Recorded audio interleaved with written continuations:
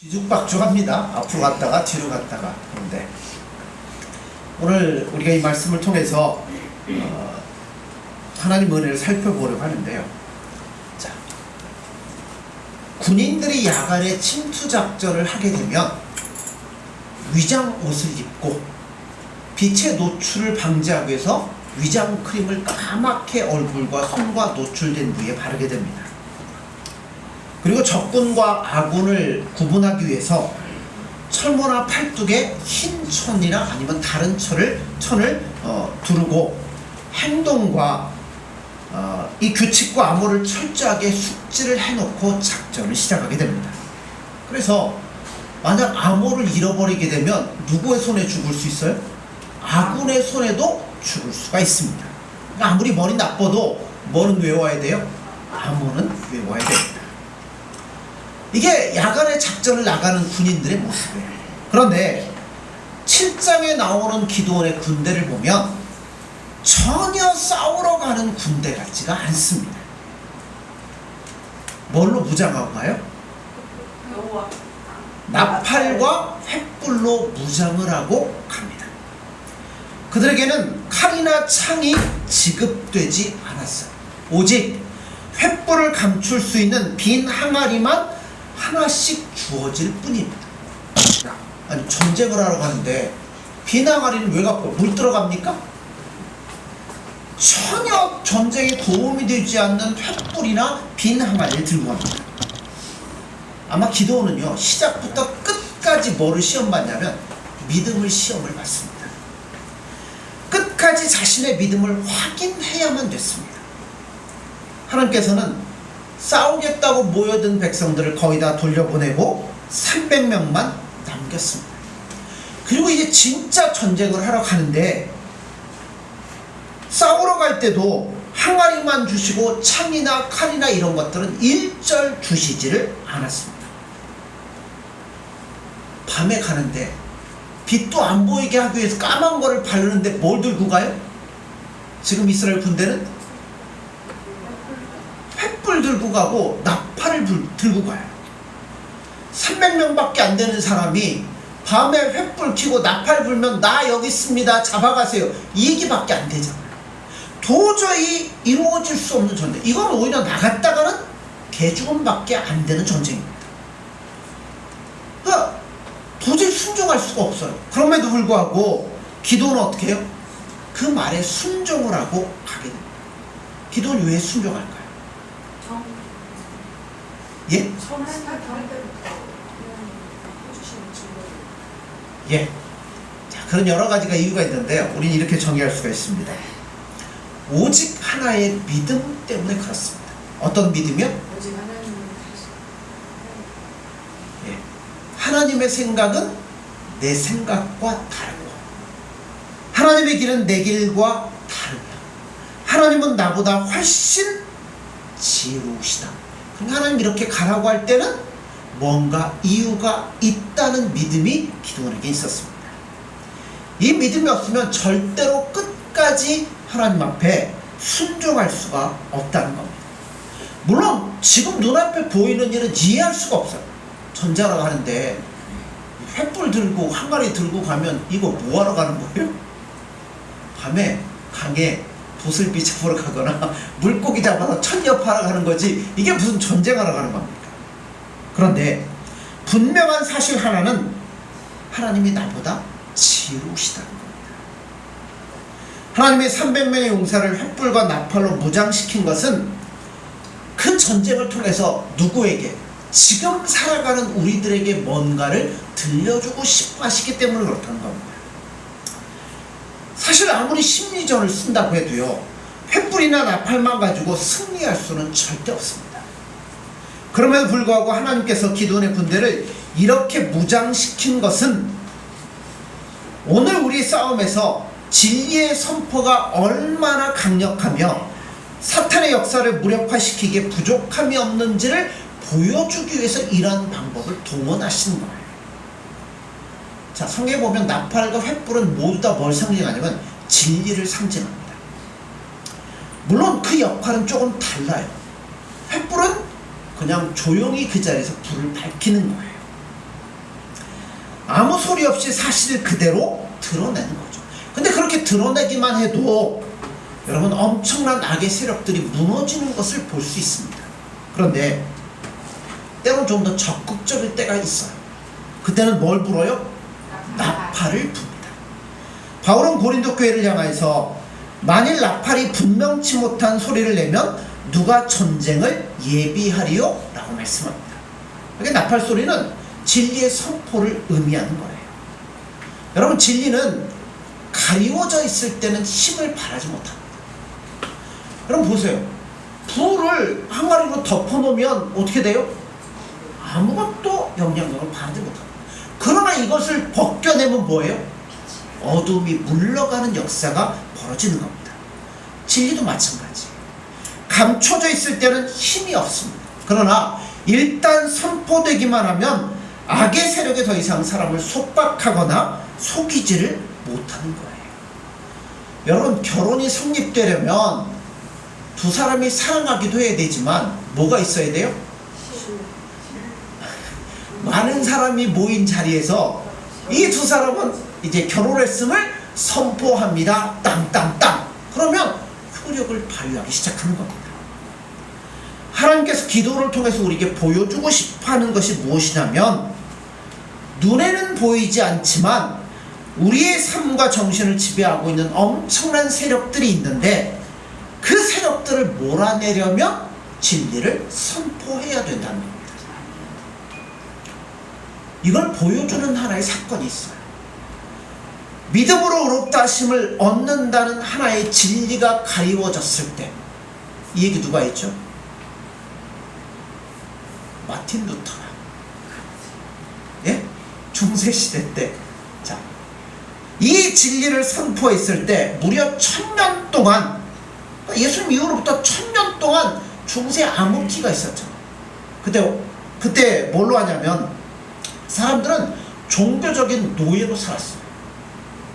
정치적인 노예나 경제적인 노예보다 훨씬 무서운 게 종교적인 노예이고요. 정경 유착보다 더 무서운 게 종교와 정치가 유착되는 게 더 무섭습니다. 그런데 루터가 이 말을 드러냈을 때 사람들은 종교적인 열정이나 행위나 종교심이나 어떤 이런 것들을 통해서 구원받는다는 걸로 믿고 있었는데, 루터가 오직 의인은 믿음으로 말미암아 구원함을 받는다는 걸 선포했을 때 교회를 지배하고 있었던 어둠의 세력들이 물러가기 시작했고 진리가 빛을 발하기 시작했다는 겁니다. 그래서 교회는 어떤 곳이냐면 이 하나님의 진리가 선포되는 곳입니다. 교회에서 진리가 제대로 선포되면 미신과 여러분 악의 지배와 착취가 있을 수가 없어요. 그래서 교회는 끝없이 진리를 선포해야 됩니다. 사람들이 듣기 좋아하든 싫어하든 진리를 선포를 해야 돼요. 우리 주변에는요, 알게 모르게 우리 삶을 지배하고 있는 미신들이 많이 있습니다. 서양 사람들은요, 몇 층이 없어요? 13층이 없습니다. 우리나라는 몇 층이 없어요? 4층이 없죠. 뭔 층이라고 그래요? F층이라고 그러더라고요. 서양 사람들은 금요일도 싫어하죠. 13일에 금요일이면 아주 지독하게 싫어요. 또 예수 믿는 사람들 중에 누가 여러분의 이름을 빨간색으로 쓰면 여러분 기분이 어떻습니까? 불쾌하게 생각하는 분이 있는데 저는 아무렇지도 않습니다. 그리스도인들은 그렇죠. 진리가 선포되면 4층에 살든 13층에 살든 그게 무슨 상관이 있어요? 누가 내 이름을 빨간색으로 쓰든 초록색으로 쓰든 그게 무슨 상관이 있겠습니까? 여러분, 진리가 선포될 때 악이 물러가는 거예요. 오늘 말씀에서 중요한 것은 기도원의 군사들에게 알려준 구호입니다.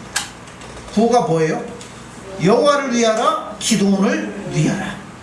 이것이 그들의 구호였습니다.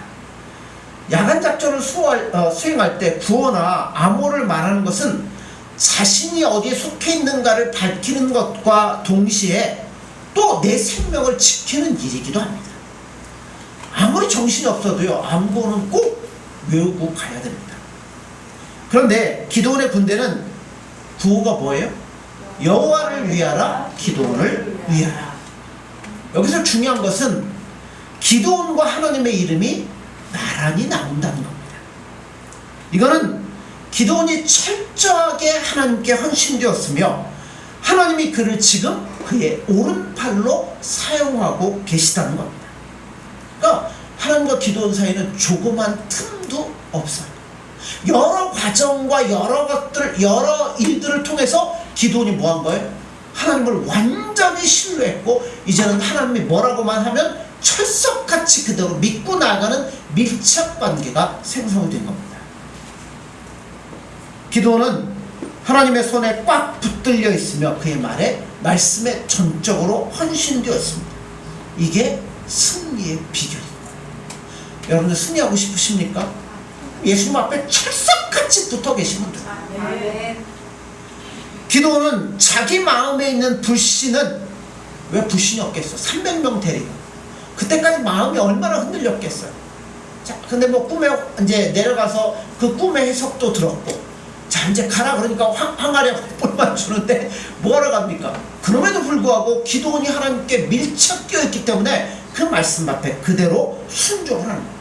즉 마음에 있는 불신과 염려와 걱정과 근심을 하나님 앞에 다 붙들어 매고 있다는 겁니다. 자, 기도는 하나님께 붙들어 맸어요. 그럼 300명 용사는 누구에게 붙들어 맬까요? 기도원에게 자신들의 염려 걱정을 다 붙들어 맨 겁니다. 이것이 그 무서운 밤에 승리하며 살아날 수 있는 비결이 되었다는 거예요. 우리가 살다 보면 상대방의 마음을 상하게 하지 않으려고 어떨 때는 해야 될 말조차 안 하고 꾹꾹 눌러 참을 때가 있습니다. 그러면요, 사탄의 세력이 독버섯처럼 쭉쭉 퍼지기 시작하는 겁니다. 상황이 어려우면 어려울수록 있는 그대로 우리의 상황을, 자신의 생각을 그대로 정직하게 말해야 되는 거예요. 그래야 자기를 결박하고 있는 사탄의 끈이 풀어지게 돼 있습니다. 그렇게 하지 않고 인정에 끌려가서 그대로 가다 보면 고생은 고생대로 하고 욕은 욕대로 먹고 일은 일대로 안 될 때가 너무나 많다는 거죠. 왜 그런 바보 짓을 합니까? 그러므로 결정적인 문제가 대두되면 나는 거기에 동의할 수 없습니다. 나의 생각은 이렇습니다 라고 선포할 수 있어야 되는 거예요.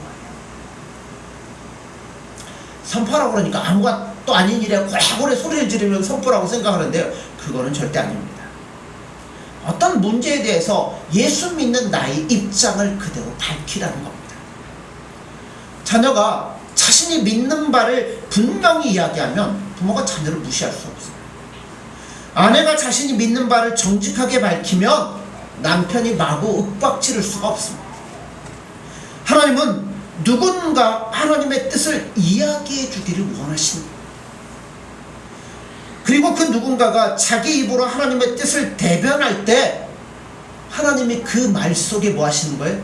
성령으로 임하셔서 역사하시며 놀라운 일들과 반응을 나타내도록 만들어 주신다는 겁니다. 기드온의 군사가 미디안의 진에 접근했을 때 미디안의 군대도 그 나름대로 경계 태세를 갖추고 있었어요. 자, 19절에서 22절을 보시죠. 우리 같이 읽습니다. 기드온과 그와 함께한 100명이 이경초의 진영 근처에 이른즉 바로 파수꾼들을 교대한 때라. 그들이 나팔을 불며 손에 가졌던 항아리를 부수니라. 세대가 나팔을 불며 항아리를 부수고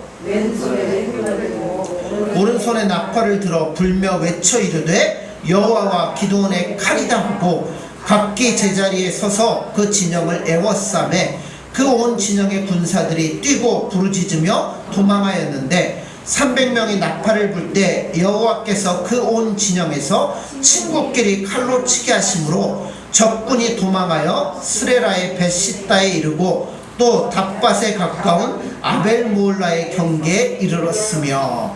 아멘.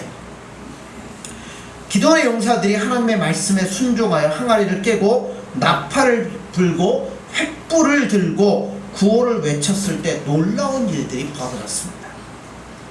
미디안 사람들 어떻게 됐어요? 반 미친 상태가 되어서 두려움과 혼란에 빠져들기 시작했습니다. 아마 막 횃불이 사방팔방에서 일어나고 항아리가 깨지고 사람들이 나팔을 불고 소리를 지르자 정신이 나가버린 거야. 그래갖고 옆에 보니까 다 누구밖에 없어요? 이스라엘 사람 군사들밖에 안 보여. 그러니까 안 죽으려고 뭐해? 막 사방팔방 있는 사람 찔러 죽였는데 그게 미디안 사람들인 거죠. 어떻게 해서 이런 일이 벌어지게 됐을까요?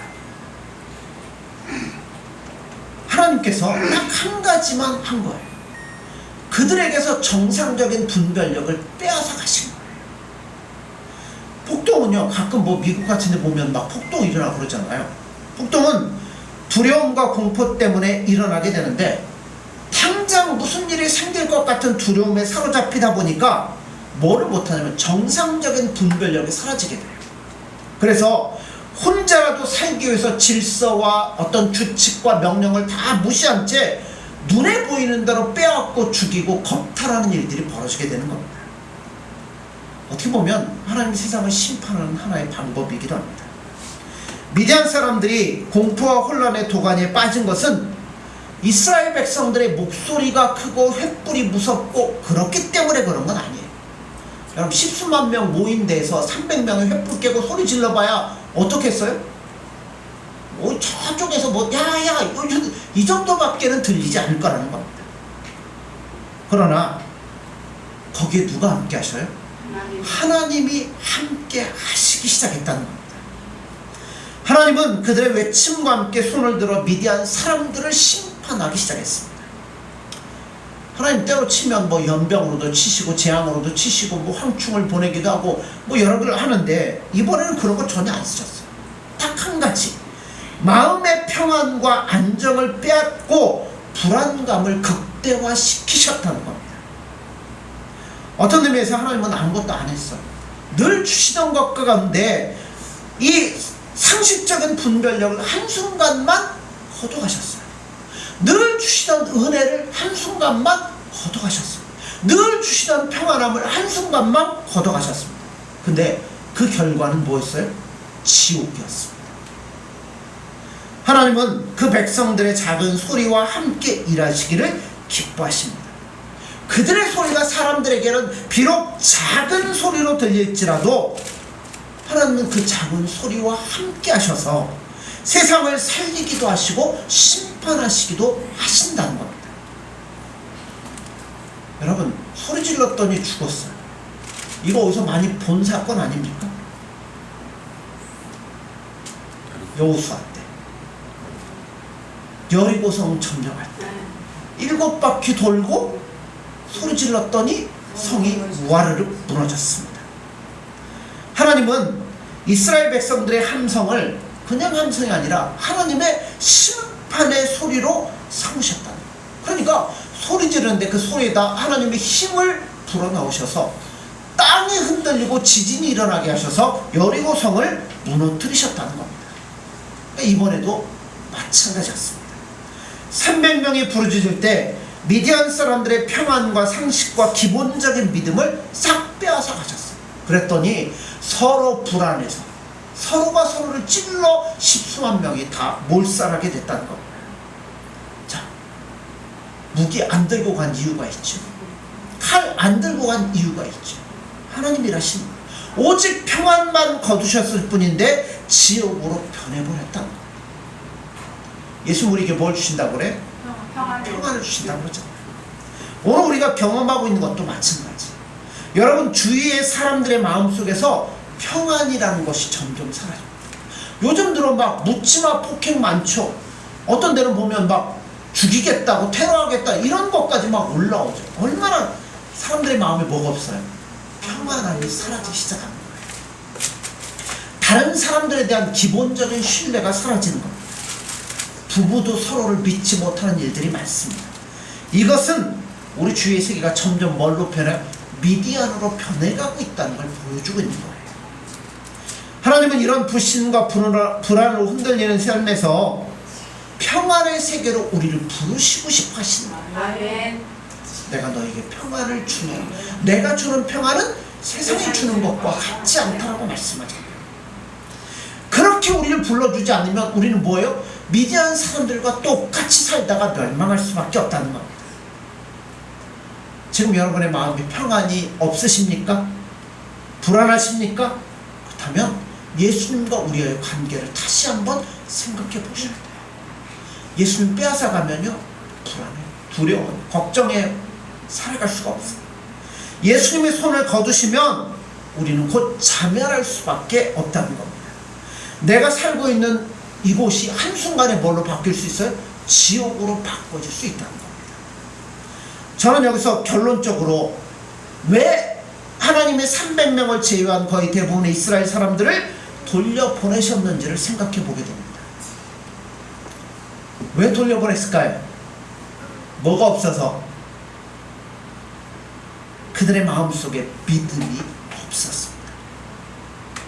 이 믿음은 구원받는 믿음과는 좀 다른 믿음이에요. 왜 하나님은 처음부터 다른 이스라엘 백성들을 사용하지 않으셨을까요? 그들은 처음에 미디안을 공격한 방법을 감당할 수가 없었어요. 아마 한 32,000명 왔을 때, 자, 가자! 다 횃불 들고, 항아리 들고 가자! 이렇게 나눠서 포위에, 자, 시작! 하고 횃불, 이 항아리를 깨고 횃불을 들고 하다 보면 뭐 하게 돼요? 믿음이 없으니까 거기 갖고 주저앉아 갖고 아무것도 못할 수도 있고, 미디안 사람들 우왕좌왕 하다 보니까 자기들도 뭐예요? 우왕좌왕하다가 휩쓸려갖고 같이 도망갈 수도 있어요. 끝까지 하나님 막 의지하고 나아갈 수 있는 믿음이 없었기 때문에 다 돌려보낸 거예요.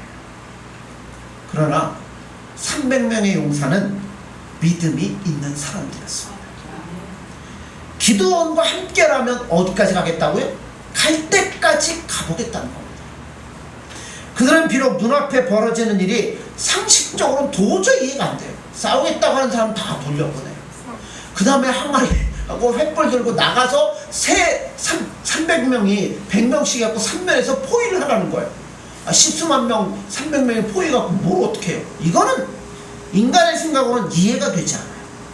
그런데 하나님이 기드온을 불렀고 기드온을 사용하고 계신다는 기본적인 신뢰를 이들은 가지고 있었기 때문에 죽이 되든 밥이 되든 뭐 하자고요? 끝까지 하나님을 의지하고 기드온을 바라보면서 나아가자는 겁니다. 이 300명이 모든 일을 할 수는 없어. 그런데 제가 아까 진리는 뭐 하면 된다고요? 감춰져 있으면 힘을 발휘하지 못하지만 선포되면 힘을 발휘한다고 했어요. 300명이 뭐 한 거예요? 선포한 거예요. 10수만 명 무서워서 두려워서 발발 떨고 있는 이스라엘 백성들 앞에 진리를 드러내고 선포하는 역할을 300명이 하게 되었다는 겁니다. 그러자 우리가 읽었던 말씀 후반부에 가보면 이들을 통해서 잠들어 있는 이스라엘 백성들 전체가 뭐하기 시작해요? 일어나기 시작했다는 겁니다. 이스라엘 백성들이 그 이야기를 듣고 부름의 사방에서 몰려들어서 나머지 적들을 다 죽이기 시작합니다. 말씀해 보면 또 미디안 두 방백 오렙과 스앱을 사로잡아 오렙은 오렙 바위에서 죽이고 스앱은 스앱 포도주 틀에서 죽이고 미디안 사람들을 추격하고 오렙과 스앱의 머리를 가지고 요단 저편에서 기드온에게로 나아오니라. 처음에는 불러도 안 왔던 사람, 두려워했던 사람이죠. 그런데 진리가 선포되어지고 하나님이 우리와 함께 하신다는 것을 깨닫게 되니까 사방에서 하나님의 말씀을 의지하며 일어서게 되었다는 겁니다. 중요한 것은요, 눈에 보이는 군사력이나 무기가 아닙니다. 가장 중요한 건 어디 있냐면 우리 안에 있습니다. 나의 영적인 상태, 나와 예수님과의 친밀한 관계, 이 속에 모든 것이 담겨져 있다는 겁니다. 마음의 평안은 예수님이 주시는 가장 귀한 선물입니다. 예수님이 함께 하시면 내일 죽음이 닥친다 해도 우리 마음은 평안할 수 있습니다. 정말 예수님과 친밀한 관계에 있으면 내가 어떤 큰 병에 걸려서 생명을 보장할 수 없어도 내 마음에 평안함이 있을 수 있습니다. 기드온은 자신의 모든 염려와 근심을 하나님께 잡아 냈습니다. 300명의 용사들은 자신의 모든 염려와 걱정을, 근심을 기드온에게 잡아 냈습니다. 이렇게 했을 때 미디안 사람 10수만 명이 아비규 안에 빠진 와중에도 대열 하나 흐트리지 않고 끝까지 구호를 외치면서 미디안 사람들을 멸망시킬 수 있었다는 겁니다. 오늘 우리에게 승리를 주는 것은 바로 이러한 믿음입니다. 구원받는 믿음의 한 걸음 더 나아가 불가능한 현실 가운데에서도 하나님의 약속을 붙잡고 예수님의 신실하심을 붙잡을 때 여러분 내 속에 솟아나는 불안을 이기고 끝까지 예수님과 즐거이 동행할 수 있으리라 믿습니다. 그렇게 나아갈 때 그것이 우리 입술을 통해 우리의 삶을 통하여서 이 어두운 세상에 빛으로 선포되어질 수 있을 것이죠.